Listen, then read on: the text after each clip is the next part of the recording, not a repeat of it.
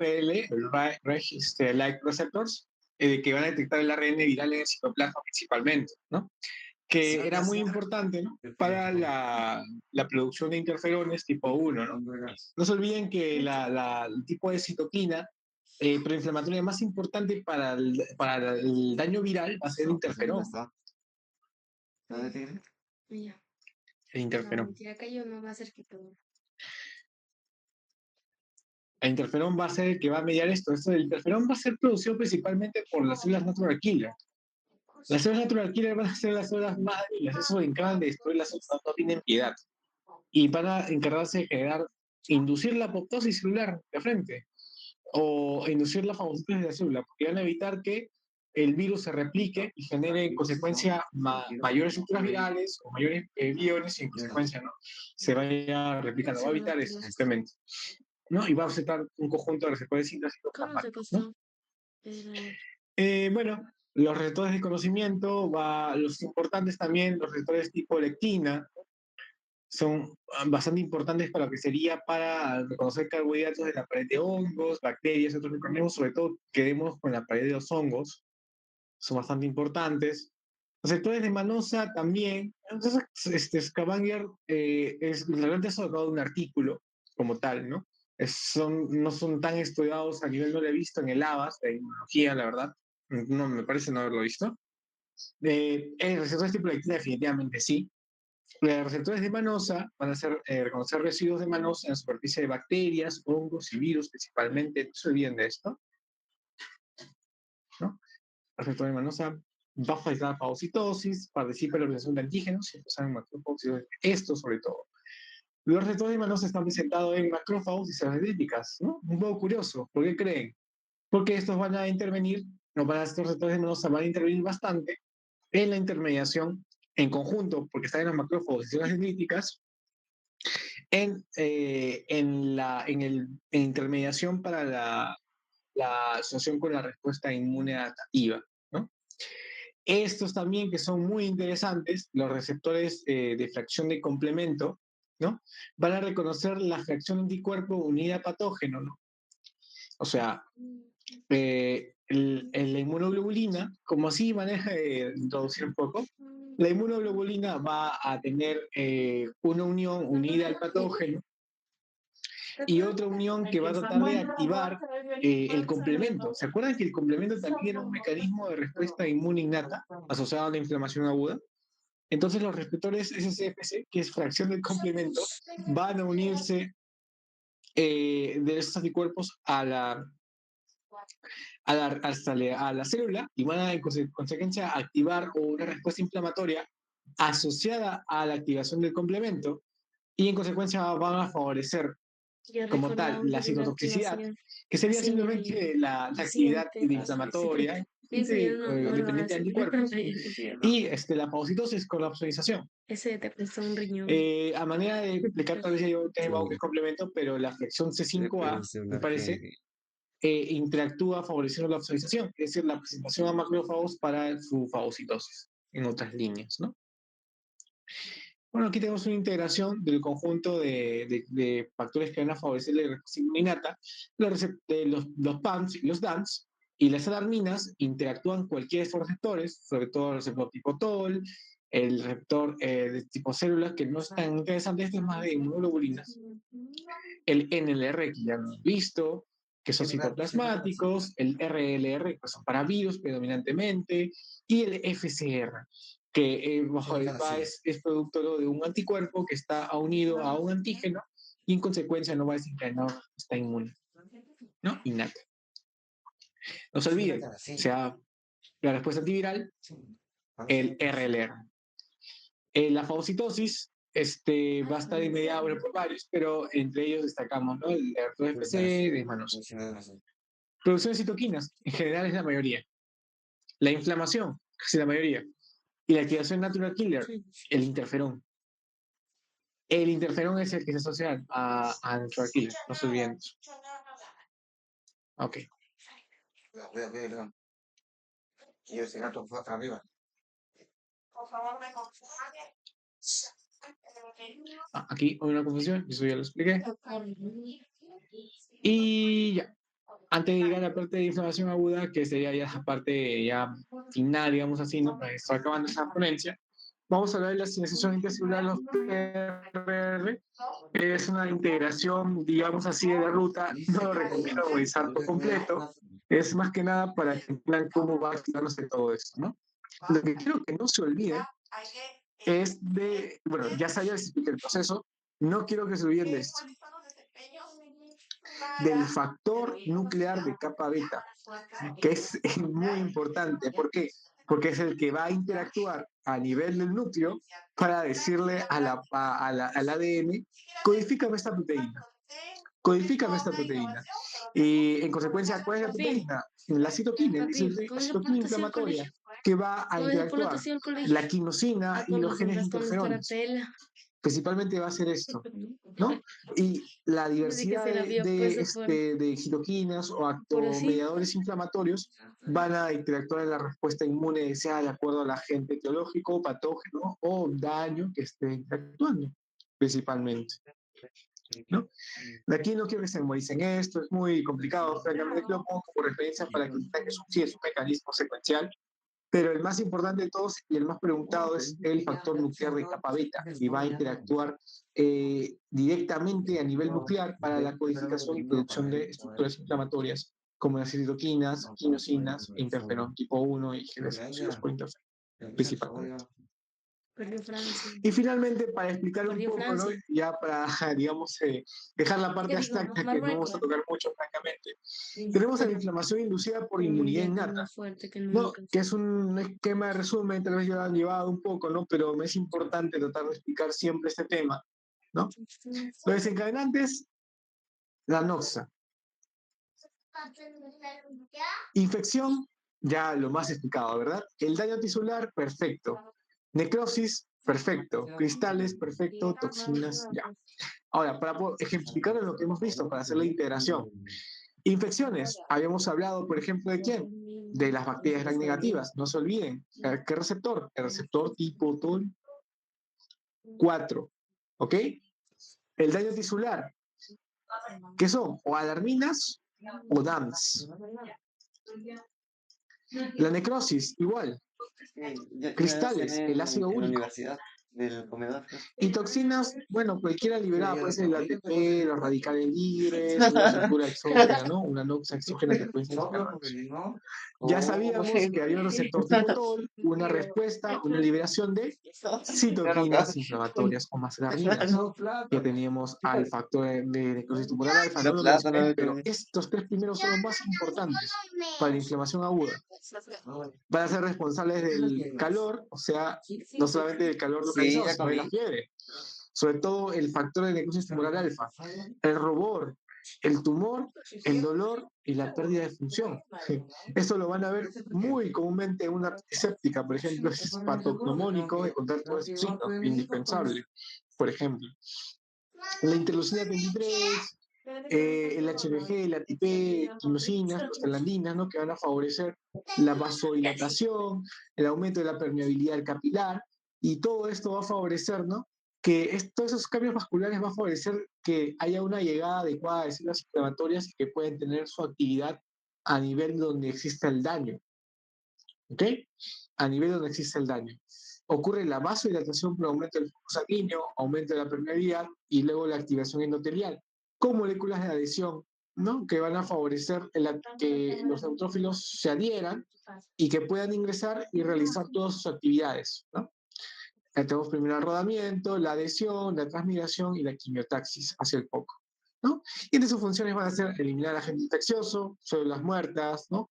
Limitar la extensión del daño, iniciar reparación celular y activar la inmunidad adaptativa, ¿no? Recuerda que la inflamación aguda principalmente va a estar muy en la mano con la inmunidad innata, va a tener una función protectora momentánea, no va a ser muy específica, ¿no? Va a tratar de focalizar el daño y va a evitar de que haya una propagación masiva con las funciones específicas que ya sabemos de la inmunidad innata, ¿no? Va a ser temporal, por lo general agudo, ¿no? Y va a estar regulada posteriormente por citocinas antiinflamatorias o antiinflamatorias o inflamatorias crónicas, como que sería la interleucina 10 o el factor de crecimiento transformante tipo beta. Ok. Y bueno, Eso sería todo por esta primera parte. No sé si existe alguna duda sobre este temita. Lo demás ya es un poco de otro tema que un poco me pasé, pero creo que hasta aquí es lo más importante que debe llevarse de este tema. No sé si existe alguna duda sobre alguna de estas cosas. No, no hay ningún problema. Pueden preguntar si tienen alguna duda. Estoy aquí para responderles.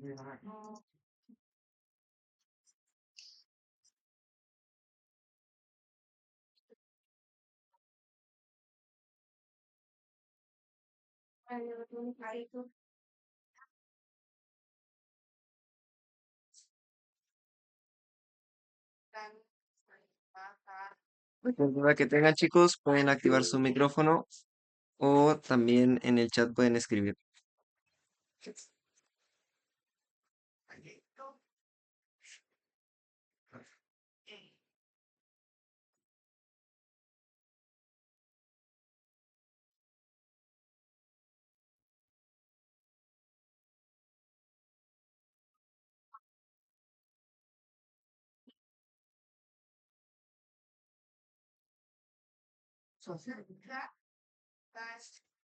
Alejandro Flores consulta si podrías repetir la última parte, la de inflamación.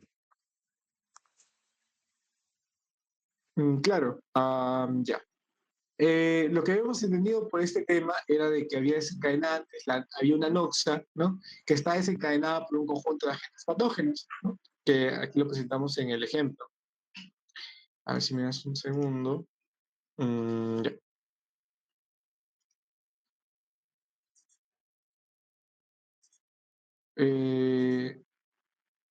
Un minuto.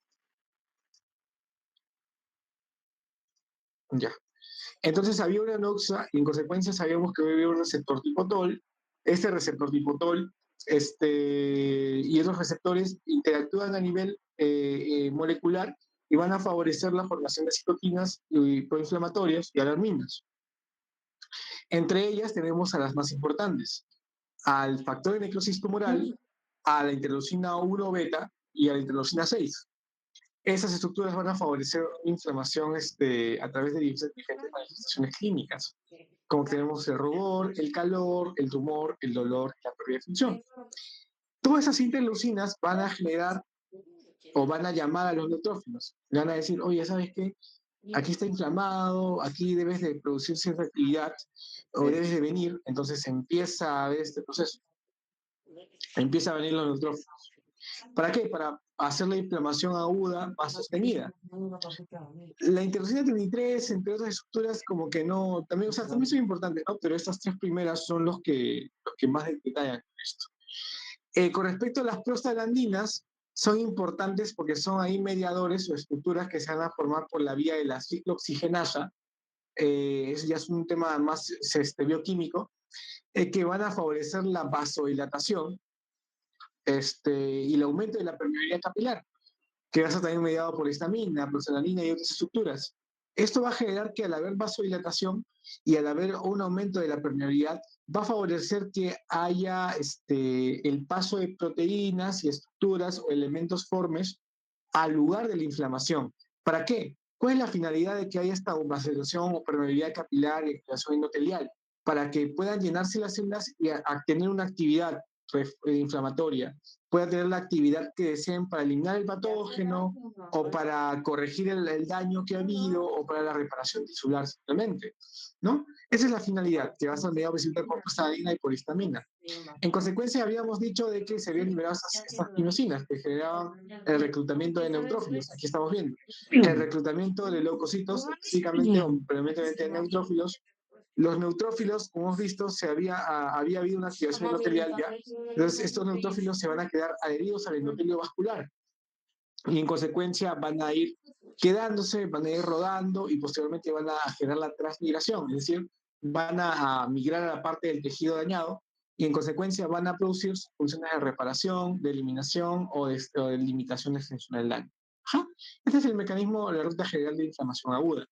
Y en sus signos más importantes, el rubor, ¿no? El rubor es porque hay extravasación de plasma a nivel del lugar afectado. El calor es por la vasodilatación. Cuando hay aumento del flujo sanguíneo, hay un aumento del calor. El tumor es porque se llena de líquido. Al llenarse de líquido o se extravasa, hay una especie de edema o una hinchazón. El dolor es por la liberación de interleucinas como la TNF o la interleucina beta, que traduce que hay un problema. Y la pérdida de función es por el efecto de las mismas proenzimas inflamatorias que generan una disfunción parcial. ¿Ok? ¿Hasta ahí todo quedó claro con eso?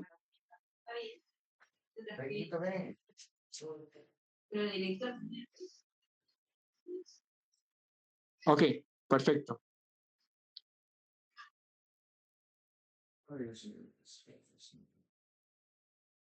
¿Alguna otra duda, chicos? Pueden participar.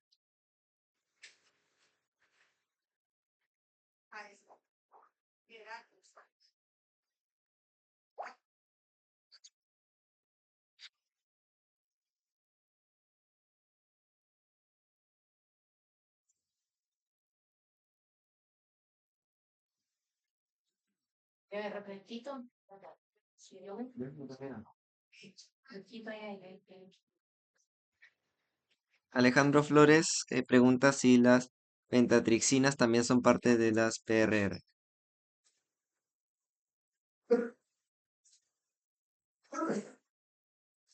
Sin eso, no, francamente, no he leído sobre las pentatoxinas. Pentaxinas. A ver, sí.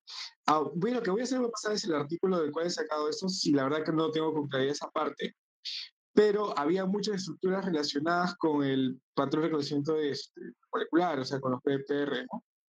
Entonces sí, es muy probable que sí. La verdad no creo que esa parte. Pero voy a pasar ese artículo, le voy a enviar que me ha pasado para ver la ponencia para que lo puedan revisar. Ya ver. Los AINES son antiinflamatorios no esteroideos. Ahí lo puedo explicar brevemente para que puedan entender un poco el mecanismo de acción. Una pregunta muy interesante también que has hecho. Los AINES, por ejemplo, ¿no? Los más conocidos, tenemos al diclofenaco, al piroxicam, al naproxeno, a la aspirina, el ácido acetil salicílico, van a ser Uy, siempre esto, ya, con esto. Bueno, ya, los AINES como tal van a inhibir ciertas enzimas que hay dentro de la célula donde se producen. Entonces, hay una vía de la ciclooxigenasa y la lipoxigenasa. En consecuencia, los AINES que van a hacer van a inhibir la enzima ciclooxigenasa. ¿Se acuerdan que yo había dicho de que se producían prostaglandinas y esas prostaglandinas favorecían la vasodilatación, la permeabilidad capilar y la activación endotelial? Entonces, esas prostaglandinas se van a producir a partir de la ciclooxigenasa.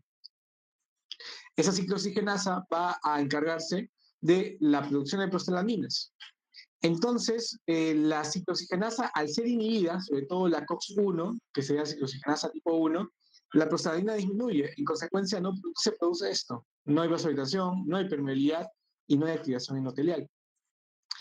Por eso se usan los AINES, para evitar que aparezcan todos esos signos de inflamación, ¿no? Con la finalidad principal de evitar que se produzcan las prostaglandinas, ¿no? Son muy comunes cuando, por ejemplo, hay enfermedades inflamatorias, sobre todo por el dolor que generan. Recuerden que el mecanismo de inflamación es importante, es positivo, pero ya hasta cierto punto ya es perjudicial al paciente por el efecto del dolor, por la incomodidad. Entonces se emplean los AINES, como los que he mencionado, que a través de esa ruta fisiopatológica va a evitar de que se produzcan las prostaglandinas y en consecuencia generar la vasodilatación, la permeabilidad, la activación endotelial. No sé si se dejó entender un poco ahí.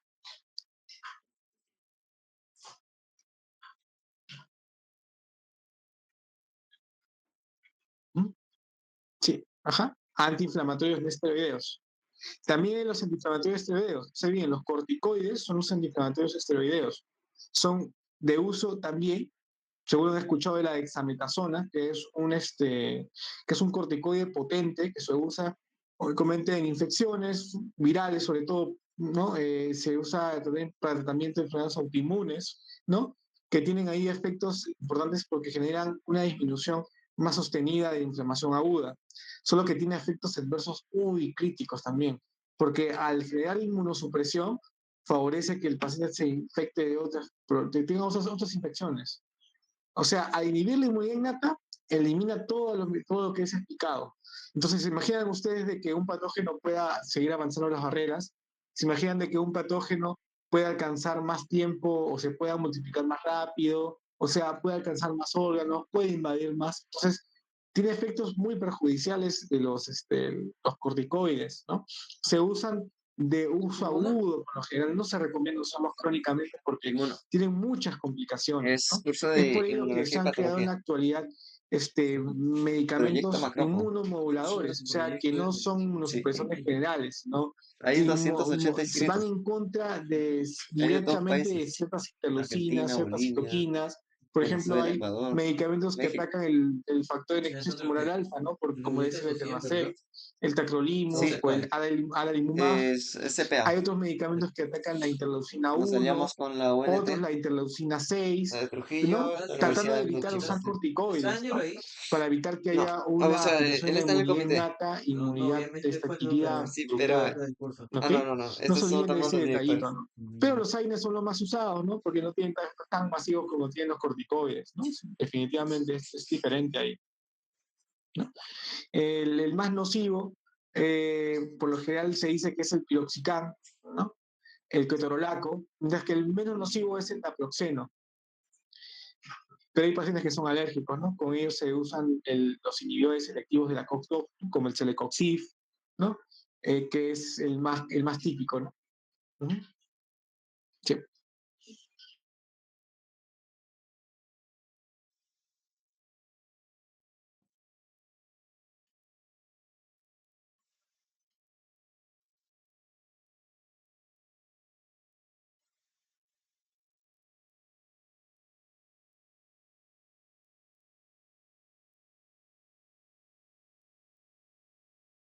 Bueno, si no queda más dudas, damos por finalizada esta sesión.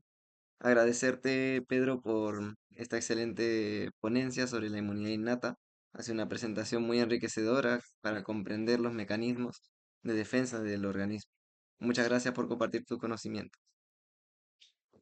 Un aplauso, chicos.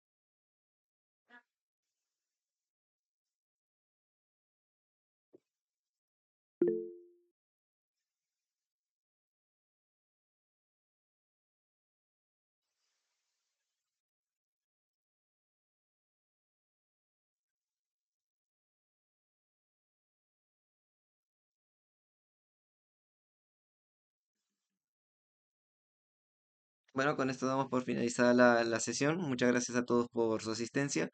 Estén atentos al grupo de WhatsApp que se les enviará por ese medio el link del post-test. En unos 5 a 10 minutos estamos enviando el post-test al grupo de WhatsApp. Así que estén atentos por ese medio. Muchas gracias a todos por asistir. Nos vemos en la próxima sesión.